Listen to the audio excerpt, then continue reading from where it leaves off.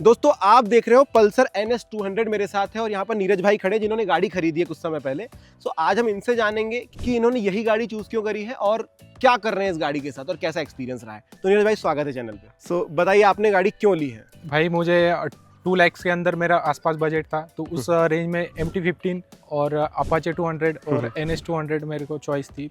जो NS 200 है उसकी प्राइस भी कम थी MT से और पावर सीसी ज़्यादा मिल रहा था। 200 सीसी की बाइक है और MT वो हो गई 150 सीसी। और अपाचे में इसलिए नहीं गया क्योंकि बजाज का जो ये इंजन है वो तो ड्यूक बेस है, ड्यूक 200 का इंजन लगा पड़ा है इसमें। तो इसलिए मैंने सोचा कि जो रॉ पावर है इसमें डिलीवर होती है, तो इसलिए मैंने ये वो बेटर है अपाचे के मुकाबले में। तो आपने पावर चूज करी ओवर की भाई आप ब्रेकिंग वगैरह खुद से कर लोगे, आपको पता था। यस। तो नीरज भाई आपने जब ये तीनों गाड़ी रिसर्च करी तो क्या आपने तीनों का टेस्ट ड्राइव लेकर देखा?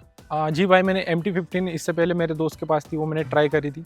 और उसके बाद मैंने शोरूम में सीधा NS 200 और बाकी जो वेरिएंट्स है बजाज में, हाँ 160 में आते हैं, डोमिनर भी होता है, वो मैंने टेस्ट राइड करके देखे थे। लेकिन NS 200 में जो फील आया मुझे रॉ पावर का, वो शायद मेरे को शायद MT-15 में तो नहीं आया कभी। रॉ पावर है तो इसलिए मैंने इसे चूज करा। ओके। सो ये कितने बजट, कितना रुपए आपको लगे? आपने बोला 2 लाख के अंदर में पड़ी 2 लाख के अंदर में ये नियर अराउंड पड़ी मुझे 1,80,000 ऑन रोड आ जाएगी। अच्छा, और कुछ एक्सेसरी वगैरह? कुछ एक्सेसरीज तो कुछ नहीं थी, बस ये जो साड़ी गार्ड वार्ड का आता है वो वही है। उसके अलावा कुछ नहीं लगाया? हेलमेट आपको साथ में मिला गाड़ी के? नहीं, ये मैंने बाहर से परचेज करा है। कौन सा हेलमेट है ये? हेलमेट ये है स्टील बर्ड का एरोनॉटिक्स। काफी मतलब गाड़ी के कलर्स के साथ मैच करके। हाँ, मैच करता है, तो लगता है बहुत लोगों को कि गाड़ी के साथ मिला है, लेकिन ऐसा नहीं है। कभी जैसा आपने बोला कि आपको रॉ पावर बहुत ज़्यादा सही लग रही थी इसकी, तो आपने कभी कितना भगा कर देखा, कितना पिकअप आपको सही लगा, कितना हाई स्पीड लेकर गए हो? तो उस पावर के साथ मैंने उसको 143 हाईएस्ट टच किया है। वैसे उसके जो कंपनी का जो ये आता है टॉप स्पीड वो 150 के अराउंड आता है, तो 150 के ऊपर लिमिटर आ जाता है बाइक का। अच्छा, मुझे बताओ 143 जब आप गए थे तो क्या 100 के ऊपर गाड़ी वाइब्रेट कर रही थी या फिर कॉन्फिडेंस दे पा रही थी सही से? क्योंकि जब हम यूज करते हैं गाड़ी को तो हम लॉन्ग पैच डिसाइड करते हैं जहाँ पर हम मैक्सिमम स्पीड पकड़ेंगे। बट एक चीज होती है ना कि 100 तक गाड़ी बहुत अच्छे से चली गई, मतलब एक परेशान होकर के, लेकिन 100 के बाद जब हो रही है तो भाई धीरे स्लोली वो बढ़ रहा है। तो वो मुझे जानना है कितना लंबा दायरा लगा 143 पहुंचने के लिए? क्या गाड़ी 130 के आसपास फिर लुढ़कने लगी थी? भाई वैसे 130 के आसपास तो ये आसानी से चली जाती है। अच्छा। उसके ऊपर फिर वो जो विंड का जो ये होता है रेजिस्टेंस होता है वो बहुत फील होता है, लेकिन हैंडलिंग बहुत अच्छी है।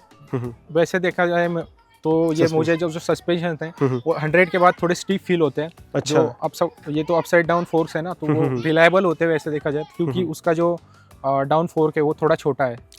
ये थोड़ा कम है, थोड़ा बड़ा होता, तो मैं कंपनी से कंप्लेंट करना चाहूँगा कि ये थोड़ा बड़ा कर दे, तो फिर इसकी रिलायबिलिटी 100 के ऊपर प्लस जाने के ऊपर भी थोड़ा रिलायबल लगेगी बाइक। जो कॉन्फिडेंस फील होगा और नेक्स्ट लेवल होगा। मतलब अभी आपको लगा 100 के बाद यार थोड़ा सा 120 के बाद फील होता है, वैसे तो 120 के अंदर तो इजीली कंट्रोलेबल है। अच्छा। आफ्टर 120 फिर वो गाड़ी आपके कंट्रोल में। बहुत बार रोड्स भी डिसाइड करती है, कभी कभी हम पतली रोड पर चल रहे होते हैं तो हमें कॉन्फिडेंस वहाँ पर भी कम लगता है, भाई ये इतनी सी रोड पे मैं चल रहा हूँ। बड़ा रोड रहता है तो और ज्यादा अच्छा फील होता है कि भाई चल। वैसे मैंने हाईवेज पे 143 उसको टच करा है, वैसे तो फिर मैंने कभी।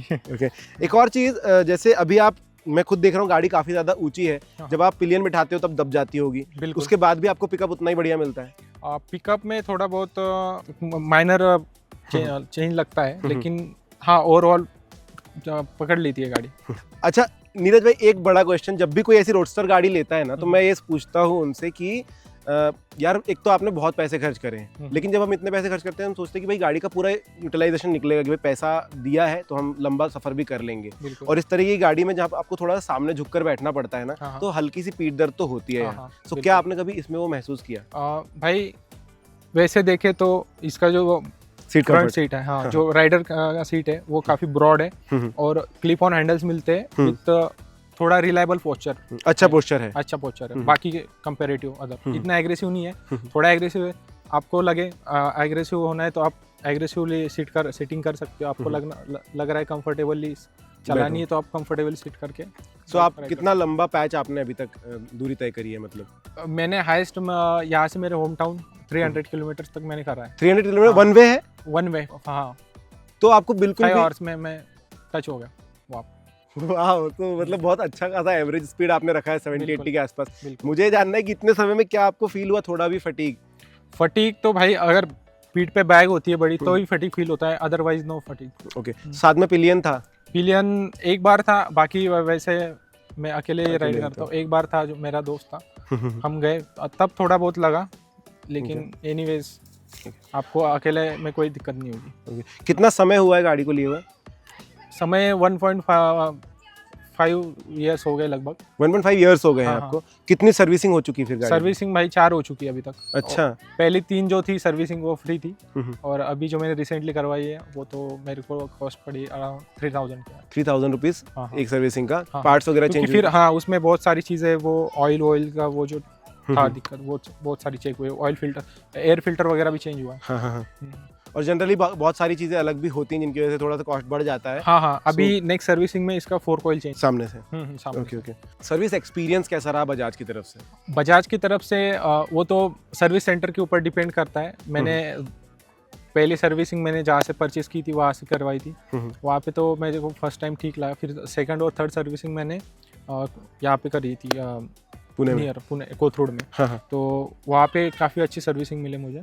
तो ये सर्विसिंग मतलब उसमें कुछ तकलीफ नहीं है तकलीफ आपको? नहीं है। हाँ, मुझे एक कंप्लेंट है कि उनका जो थोड़ा बजाज का ऑयल मुझे थोड़ा ये लगा, इतना रिलायबल नहीं लगा, हीटिंग होती है थोड़ी बहुत। और आप अगर बाहर से परचेस करवा के डलवाते हो तो फिर बहुत अच्छा, मतलब आपको रिलायबिलिटी, गियर शिफ्टिंग वगैरह, स्मूथनेस वगैरह सब आपको ना, मतलब पिकअप विकअप हर चीज़ एनहांस होगी अगर अच्छे से आप सिंथेटिक ऑयल अलग से डलवाते हो तो।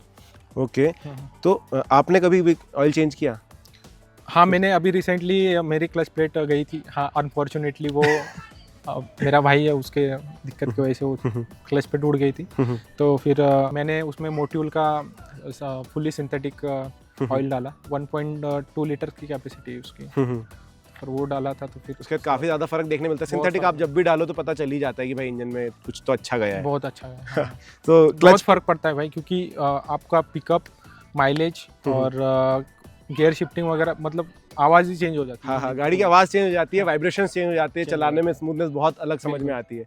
वो मतलब गाड़ी है तो वो राइडर और पिलियन के लिए, अगर ये टिप्स के लिए गाड़ी नहीं है, आप वैसे चलाते हो तो फिर उसमें वो दिक्कत ही होगी। ठीक है, तो अभी अच्छे से काम कर रही है? ये बहुत अच्छा है अभी, इनिशियल तो मतलब अच्छा ही लग रहा है मुझे तो। ओके। सो ओवरऑल अगर देखें तो आपको बहुत ज़्यादा खर्चा नहीं आया सर्विसिंग पे देखे जाए तो, मतलब जो जी पार्ट बदले वो अलग पकड़ लेते हैं हम लोग। बजाज की तरफ से सर्विसिंग अच्छी मिली है और ओवरऑल खर्चा भी कम ही आया है। जैसे अभी हम लोग इस कच्चे रास्ते पर आए हैं तो आपने ऐसे ही और भी अलग अलग पैसे चलाए होंगे जहाँ पर बहुत ज़्यादा सस्पेंशन का टेस्ट हो रहा है, तो आपको वो कैसा लगता है? भाई देखो, गाड़ी बनी है ट्रैक के लिए, तो स्पोर्ट्स बाइक है, तो मैं इतना कंपनी से एक्सपेक्ट भी नहीं करता कि ये सस्पेंशन स्मूथ दे, क्योंकि अगर आप सस्पेंशन स्मूथ देखो तो आपका ट्रैक एक्सपीरियंस खराब हो जाता है बहुत ज़्यादा हद तक। तो फिर थोड़े स्टीपर साइड पे है और सस्पेंशन, लेकिन अच्छे, मुझे कोई दिक्कत नहीं लगती वैसे। पिलियन को पीछे बैठने के बाद थोड़ी बहुत झटके फील हो सकते हैं, लेकिन ओवरऑल राइडर के लिए तो इतना मेजर इशू नहीं है। तो नीरज भाई, अभी तक ये गाड़ी कितनी चला चुके हो आप? भाई 1.5 ईयर्स में मैं लगभग 16,000 किलोमीटर इसको चला चुका हूँ। 1000 किलोमीटर पर मंथ जा रहा है? बिल्कुल। ओके। उससे ज़्यादा जा रहा है, लेकिन हाँ मुझे अच्छा लगता है तो फिर मैं देखता नहीं हूँ। अच्छा खासा पैसा डाल दिया है पेट्रोल में। कितना डालते हो हर बार, मतलब कितना एवरेज दे रही गाड़ी? एवरेज भाई जैसे कंपनी क्लेम कर दिया 35 kmpl का, तो फिर भी मुझे उससे ज़्यादा ही मिलता है हमेशा। 35 से ऊपर निकाल लेते हो? 35 से हमेशा। हाईवे मैंने हाईएस्ट निकाला है भाई। अगर आप 60 के अंदर अगर 6 गियर पे बाइक चलाओगे तो आपको आराम से 50 का एवरेज मिल जाएगा एकदम। अगर आप स्प्लेंडर जैसा चलवाओगे तो तब आप एक्सपेक्ट कर सकते हो कि NS200 60 तक का भी एवरेज देती है, वो आफ्टर 3-4 सर्विसिंग। आप फर्स्ट सर्विसिंग के बाद वो एक्सपेक्ट नहीं कर सकते वो चीज़। So on an average 35 company भी बोलती है, आप बोल रहे हो कि निकाल सकते हो, बिल्कुल हाईवे पर जाती है गाड़ी? 40 तो ऑन एन एवरेज निकल जाता है, निकल जाएगा 40 ईजी। बस आपको बाइक मेंटेन रखनी, टाइम टू टाइम सर्विसिंग करवानी, तब आपको 40 किलोमीटर पर। और कभी आपको अपनी गाड़ी का फुल मजे लेने की इच्छा हो गई तो? हाँ, तो वो भी आप कर सकते हो, फिर आपको फिर वहाँ पे एवरेज भूल जाना है। तो नीरज भाई, जैसे आपने बोला ट्रैक के लिए गाड़ी बनी है, तो ऐसे समय पर ब्रेक्स बहुत ज़्यादा काम में आते हैं। अब आपने बोला कि इसके अंदर आपको स्लिपर क्लच भी नहीं मिला है, तो आप बहुत ज़्यादा इंजन ब्रेकिंग पे रिलाई नहीं कर सकते। ऐसे समय पर ब्रेक्स कैसे काम कर रहे हैं? ब्रेक्स भाई, जो इसके जो कैलिपर्स है वो फर्स्ट टाइम मुझे इसमें ही दिखे। पहले वाइब्रे आते थे, अभी ग्रामाइका के आते हैं, ये काफ़ी रिलायबल है। ब्रेकिंग टॉप नॉच है। इतने 200 सीसी के अंदर वो कैलिपर्स भी अच्छे से ब्रेक करवा देते बाइक को।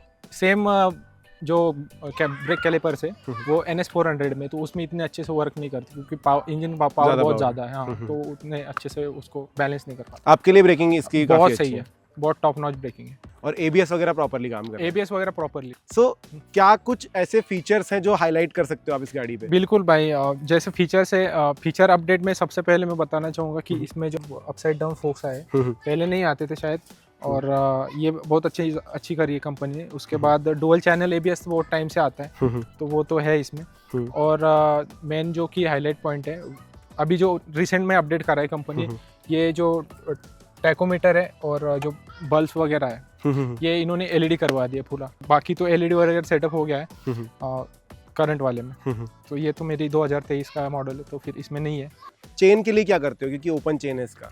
भाई चेन के वही आपको मेंटेनेंस करना पड़ेगा गाड़ी का, चेन का। कितने किलोमीटर पर आप उस पे लूबिंग कर रहे हो? वही 500 किलोमीटर के आसपास लूब और वो साफ वगैरह करवाने के।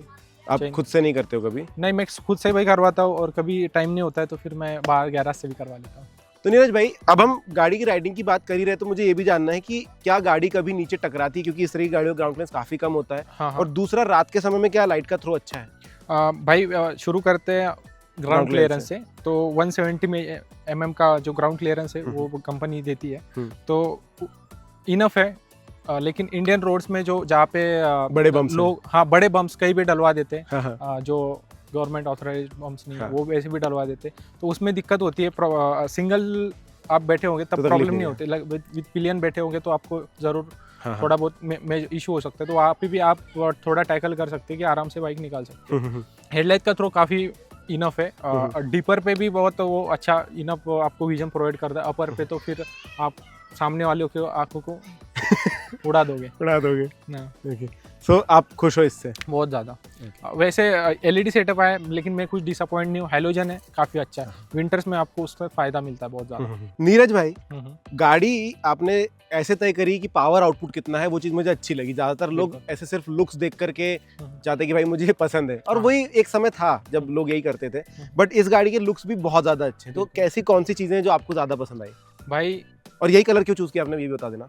ओके, ये जो कलर आता है मेटेलिक ब्लैक आता है, तो फिर कंपैरेटिवली ये कलर बहुत मुझे अच्छा लगा।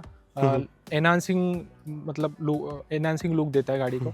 और NS 200 जो काफ़ी सारे यंगस्टर्स की ड्रीम बाइक होती है, तो आप जान सकते हो कि ये गाड़ी की फैन फॉलोइंग बहुत ज़्यादा है, तो इसीलिए मैंने ये बाइक चूज़ करी। बाकी तो आपको इंजन का तो मैंने बता दिया। लुक्स पीछे से अगर आप देखते हो तो बहुत अलग किलर लुक आते हैं।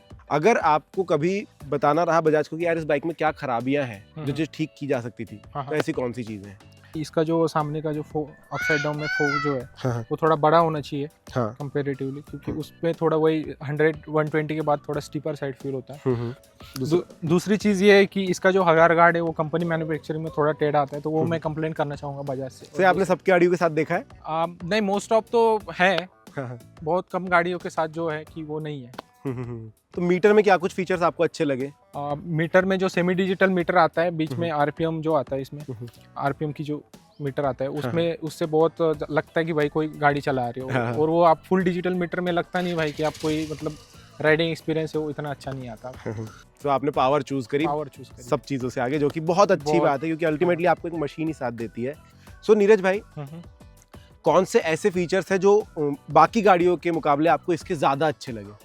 भाई जैसे जो अपना एग्जॉस्ट होता है वो साइड एग्जॉस्ट नहीं है, अंडर बेली एग्जॉस्ट है, तो उससे काफ़ी गाड़ी के लुक जो एनहांस हो जाते हैं। ट्रिपल स्पार्क प्लग के साथ इंजन आता है, तो फिर फ्यूल इंजेक्शन भी है, तो एवरेज और गाड़ी स्टार्ट ठंडियों में कुछ दिक्कत देती नहीं है फ्यूल इंजेक्शन के साथ। तो और तीसरी चीज़ है कि इसका जो फ्यूल का टैंक है वो 12 लीटर्स का आता है, तो फिर इनफ है। और जितना आप एवरेज निकाल रहे हो उसके हिसाब से अच्छी खासी रेंज है, अच्छी खासी रेंज बिल्कुल। लगभग और ये जो आप देख रहे हो ना, इसका जो इंडिकेटर्स का जो बटन है वो भी काफ़ी यूनिक आता है। अच्छा, हाँ, अदर बाइक से, तो फिर वो भी तो कुछ हाईलाइटेबल चीज़ है। ओके, तो डिजाइन वाइज भी काफी अच्छा काम किया है, और वैसे इंजन वाइज भी काफी बढ़िया तगड़ा सा काम किया है। हाँ बिल्कुल। सो नीरज भाई, बाकी सारी चीजें हमने कवर करी, गाड़ी कैसी एक्सपीरियंस वगैरह, लेकिन अगर कोई लेने वाला है तो आप क्या रिकमेंड करोगे?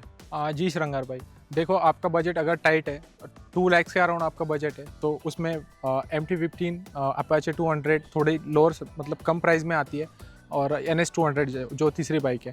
अगर आप चाहते हो कि आपको पावर, रॉ पावर और आप फील करो, तो आप NS200 की तरफ जा सकते हो। बाकी सब चीज़ें इसमें रॉ मिलती है, आपको कोई एडिशनल फीचर्स नहीं मिलेगा। अभी 2024 के अपडेट में तो उन्होंने LED सेटअप भी दे दिया है ओवरऑल, और काफ़ी अच्छी बाइक है, और आप ये बजट के साथ ये बाइक आप प्रेफर कर सकते हो आपके।